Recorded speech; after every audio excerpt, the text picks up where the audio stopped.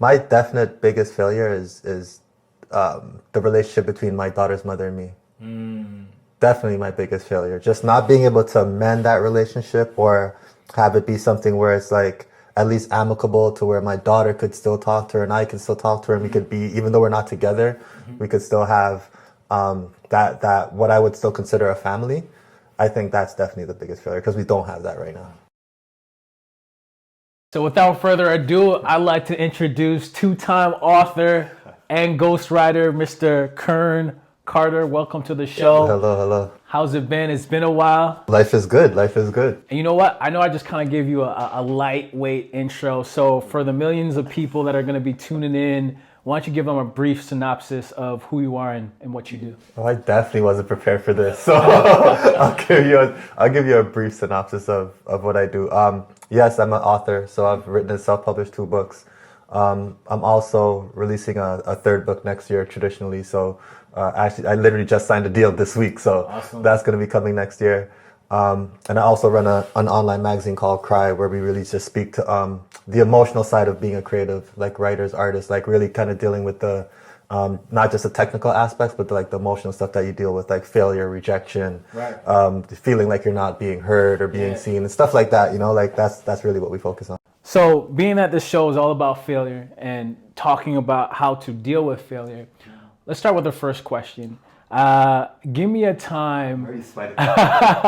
Tell me about a time, your biggest failure to date, and tell me about that moment and why do you believe it was like your biggest failure or one of your biggest failures if you can't remember the biggest one? Yeah, no, I was actually thinking about this. This is a good question and it had me stumped for a while, but my definite biggest failure is the relationship between my daughter's mother and me.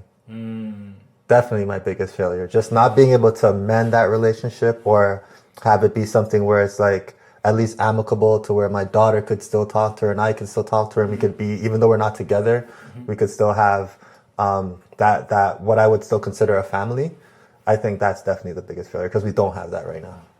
And so how's that like impacted like the relationship between you and your daughter, and what have you kind of done to kind of mitigate that and to, you know, make it work to the best of your abilities?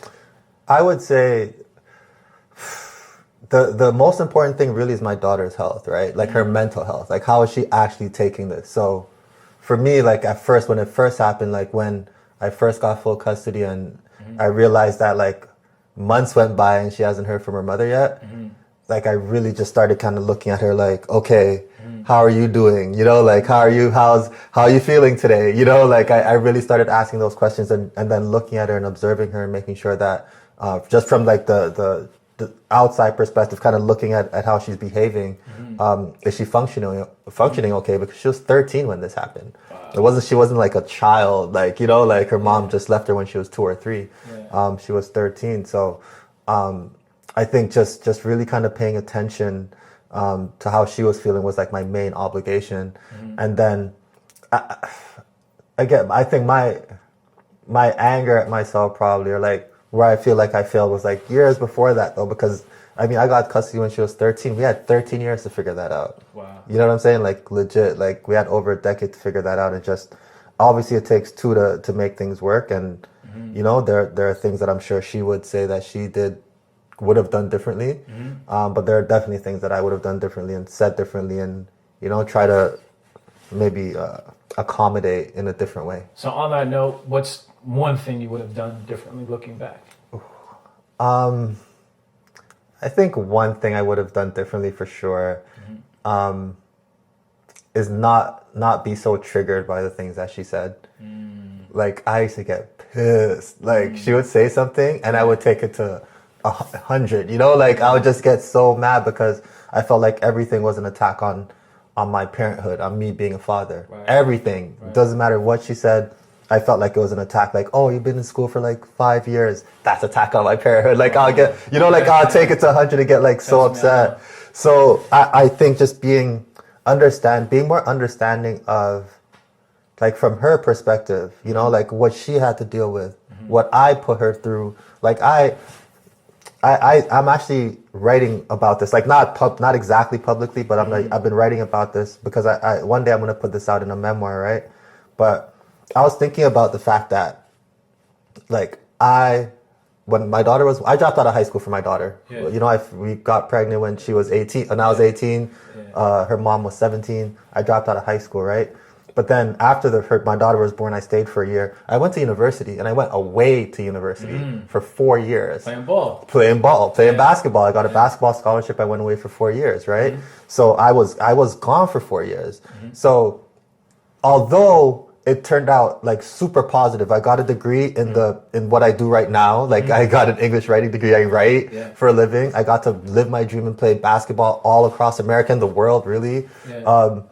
And I got a lot of connections that really made me the person who I am today, career-wise and personally, right?